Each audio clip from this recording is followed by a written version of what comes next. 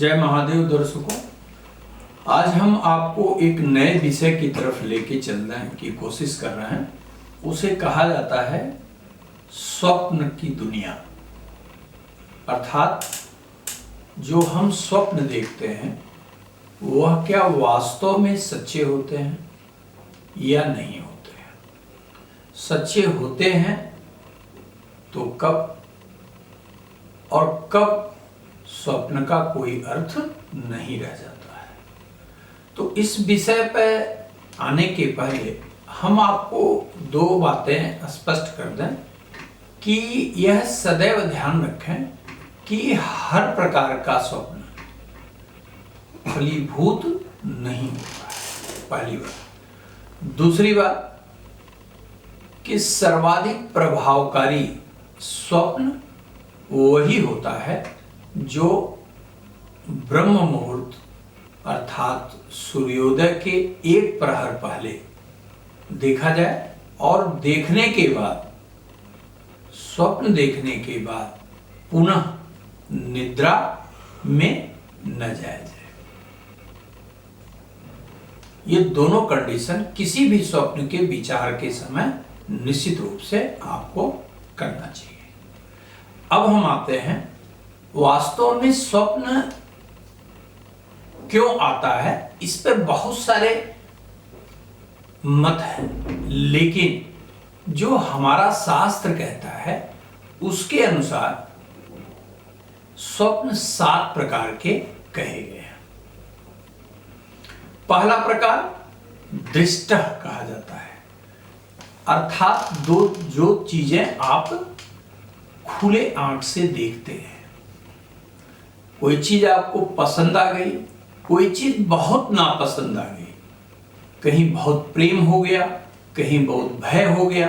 अर्थात जो दृष्टि बार बार होता है आपको, वह भी कभी कभी स्वप्न में दिखाई देता है, लेकिन इस स्वप्न का कोई अर्थ नहीं कहा गया है, यह ध्यान रखिए। दूसरा प्रार्थना, मतलब जिसके लिए आप प्रार्थना करते हैं, चाहे नौकरी के लिए करते हो, धन के लिए करते हो, किसी भी के लिए, संतान के लिए करते हो, अच्छे मकान के लिए करते हो, जिसके लिए भी आपने प्रार्थना किया है और बार बार करते हैं, अगर वही चीज स्वप्न में आती है तो निश्चित रूप से उसका भी कोई अर्थ नहीं रह जाता है। तीसरा स्वप्न का प्रकार होता है श्रुतः, अर्थात जो बार बार सुना जाता है। यदि वह स्वप्न के रूप में आए तो उसका भी कोई फल नहीं कहा गया है। चौथा अनुभूतः, अर्थात जो आपके अनुभव पर आधारित है, यानी जिसका आपको अनुभव है, जिस पे बार बार अपने अनुभव को जब स्मरित आप करते हैं तो कभी कभी वह स्वप्न के रूप में आपको दिखाई देता है और इसका कोई भी अर्थ नहीं कहा गया है। इसके फल पर भी हमें विचार नहीं करना चाहिए। और पांचवा है कल्पितः। कल्पितः का मतलब आपने कल्पना जो की, वो कल्पना किसी भी तरह की क्यों न हो, अगर बार बार किसी चीज की कल्पना आपने किया और उसे स्वप्न में देखा तो उसका कोई अर्थ नहीं कहा गया है। मैं यह आपको शास्त्र की बात बता रहा हूं, ये ध्यान रखिएगा। ये महाशिव पुराण में भी इंगित है और ब्रह्मावर्त पुराण में भी इसका वर्णन किया गया है। भविष्य पुराण के ब्रह्मावर्त अध्याय, ये ध्यान रखिएगा। लेकिन जो दो स्वप्न महत्वपूर्ण बताए गए हैं उस पर निश्चित रूप से हमें विचार करना चाहिए और यह आपके समय, अच्छे और बुरे समय का भान कराने वाले होते हैं। तो 5 जो हमने आपको गिनाया वह निष्फल कहे गए हैं, लेकिन छठा जो है वह भावी जिसे कहा जाता है। अर्थात आप जिस स्थिति में ग्रहों के अधीन है वह ग्रह आपको क्या अनुभव कराते हैं वह भावी के रूप में कभी कभी स्वप्न में दिखाई देता है। अर्थात जो घटना कल घटने वाली है, परसों घटने वाली है, वर्ष में घटने वाली है, उसे भावी कहा जाता है और भावी काल के अधीन कहा जाता है, समय के अधीन कहा जाता है और समय का मापक आपका जन्मांक कहा गया है। यानी आपकी ग्रह दशाओं से मिलने वाले अच्छे और बुरे परिणाम जो भविष्य में प्राप्त होने वाले हैं उसे भावी कहा जाता है। अब प्रश्न यहां ये उठता है कि हमें कैसे पता कि ये भावी है अथवा फला है। तो इसका तात्पर्य क्या है? भावी का जिसकी आपने कभी कल्पना ही नहीं की हो, अर्थात जिस पर कभी आपका विचार ही न गया हो, पहली बात। दूसरा, आपकी जन्म कुंडली के अनुसार भी घटनाएं जो घटने वाली होती हैं या जिस दशा के अधीन आप जाते हैं वह भावी के रूप में प्रकट होती है। यह स्वप्न निश्चित रूप से विचार किया जाने योग्य होता है। इसके पश्चात आखिरी दोष के रूप में भी स्वप्न दिखाई देता है। अर्थात आपके पुनः वही बात है लेकिन थोड़ा भेद है। भावी में सकारात्मकता नकारात्मकता दोनों ही प्रकार के परिणाम आपको प्राप्त हो सकते हैं और दोषा जो है अर्थात आपके नकारात्मक ग्रह स्थिति के मात्र अधीन होता है जो स्वप्न के रूप में भावी को प्रकट करता है। अर्थात नकारात्मकता जो भविष्य में घटित होने वाली है वह भावी के रूप में प्रकट होती है और जिसे दोष कहा गया है। तो 7 प्रकार के स्वप्न में आपको 5 प्रकार के स्वप्न बिल्कुल विचार नहीं करने हैं और 2 भावी और दोषा, इन 2 पर गंभीरता से विचार किया जाना चाहिए। अब इसी क्रम में हम आपको बताते हैं, अधिकांशतः लोग जो है वह यह कहते हैं कि मैं सोते समय जैसे ही मैं सोता हूं तो सर्प का जो है वह स्वप्न मुझे बहुत आता है। ये ध्यान रखिएगा, सर्प का स्वप्न कब लाभकारी है और कब अनिष्टकारी है और ये क्या कहता है। यद्यपि यह बड़ा बृहद है लेकिन हम उसको थोड़ा माने सार उसका बताने का प्रयास करें तो प्रारंभिक जो बातें आपको ध्यान में रखनी है वह यह सदैव ध्यान रखिए कि यदि सर्प सफेद रंग का है तो वह अत्यंत प्रभावकारी और शुभ फल प्रदान करने वाला कहा गया है। दर्शकों, जैसा मैंने आपको पहले बताया कि सफेद सर्प का स्वप्न सदैव लाभकारी सूचना देता है, उसी प्रकार आपको स्वप्न में जैसे मान लीजिए भिन्न भिन्न रूप में सर्प दिखाई दे सकते हैं। जैसे मान लीजिए आपने स्वप्न देखा कि आप सांप को पकड़ रहे हैं, तो इसका क्या अर्थ है? इसका अर्थ सीधा सा है कि आपका समय बेहतर होने वाला है।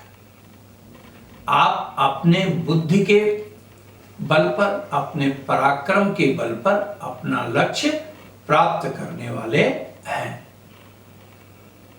यह इस स्वप्न का अर्थ हुआ। इसके पश्चात मान लीजिए आपने स्वप्न में देखा कि सर्प उड़ रहा है, तो इसका मतलब भी यह है कि आप जो कार्य कर रहे हैं उसमें सिद्धि प्राप्त होने वाली है। आप जो कार्य कर रहे हैं उसमें प्रगति प्राप्त करने वाले हैं। प्रमोशन की पूरी संभावना बनेगी। यथोचित नौकरी प्राप्त होने की भी पूरी संभावना बनेगी। मान लीजिए आपने सर्प की जोड़े देख लिए, स्वप्न में नाग नागिन एक साथ देख लिया। तो इसका तात्पर्य क्या है? इसका तात्पर्य यह है कि कहीं आपने कभी भी, चाहे इस जन्म में चाहे पूर्व जन्म में, अपने कार्य की सिद्धि हेतु देवाधिदेव महादेव या नाग देवता से कुछ मनौती के रूप में आपने मान रखा है। इसलिए आप अपने मनौती के अनुसार भगवान शिव को, या नागेश्वर भगवान भी शिव हैं, लेकिन नाग देवता को आप जो है अपनी मनौती पूरा करिए, कुछ मत करिए। अब आपको स्मृत नहीं है तो क्या करना है? आप बहुत छोटा सा अपनी सामर्थ्य के अनुसार चांदी अथवा तांबे का सर्प बनाइए और भगवान शिव के या नाग देवता के मंदिर में प्रसाद चढ़ाकर वह अर्पित कर दीजिए और कहिए, हे प्रभु, यदि हमसे कोई अपराध हुआ है, मनौती में विलंब हुआ है, तो सब क्षमा करें और कुछ नहीं करना है। इसके बाद मान लीजिए आपको बहुत सारे सांप के बच्चे, केचुआ दिखाई देते हैं, तो इसका तात्पर्य क्या है? यह नकारात्मक समय की सूचना देता है, अर्थात आने वाला समय थोड़ा संघर्षशील हो सकता है, यह ध्यान रखें। मान लीजिए आपने सर्प और नेवले की लड़ाई देख ली या दोनों को देख लिया, तो इसका तात्पर्य क्या है कि आपके पारिवारिक या सामाजिक स्थिति में जो भी आपके शत्रुगण है वह अब पहचान में आएंगे और उनसे आपको लड़ना भी पड़ सकता है।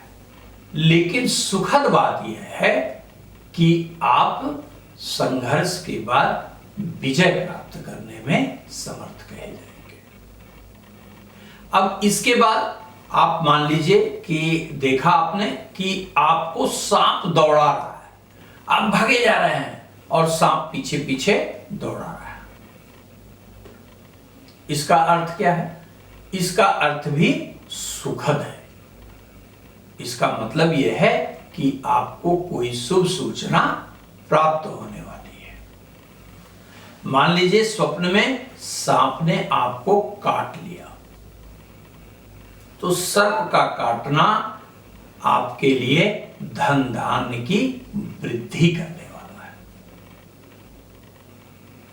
अच्छा, यहां पे एक बात और आपको बता दें कि बहुत सारे तथाकथित ज्योतिषीगण जब आप कहते हैं कि मुझे रात को बहुत स्वप्न आता है, तो वो खट से कहेंगे कि आपकी कुंडली में काल सर्प दोष है।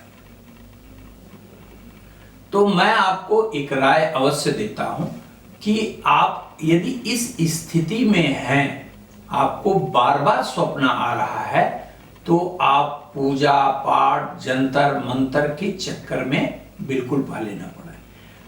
आप अपने मोबाइल पर एस्ट्रो टर्मिनल ऐप को डाउनलोड कर लीजिए, जिसका डाउनलोडिंग का कोई भी कास्ट नहीं लगता है, और उसमें काल सर्प योग प्रोडक्ट पे जाइए और आप अपना date of birth, time, birth place भरेंगे तो सीधा फ्री में, बिल्कुल निःशुल्क पूरी सेवा है। उससे आपको यह पता चल जाएगा कि तथाकथित परिभाषा के अनुसार आप काल सर्प दोष से पीड़ित हैं अथवा नहीं पीड़ित हैं। बेवजह बिना किसी दोष के पूजा कराना उचित नहीं कहा जाता है, शास्त्र भी नहीं कहता है। आराधना करना, प्रार्थना करना, स्वयं जितना कर पाए वो अच्छा है। इसे आप दूसरे अर्थों में भी समझ सकते हैं कि आप स्वस्थ हैं लेकिन आप दवाई खाए जा रहे हैं, तो ये उचित नहीं है। हाँ, स्वस्थता के लिए आप नियम का जिस प्रकार पालन करते हैं उसी प्रकार अपने इष्ट देव को जानकर अपने उत्थान, अपनी प्रगति, अपने आरोग्यता, अपनी संतान सबके लिए सुखद प्रार्थना और कामना करिए। धन्यवाद।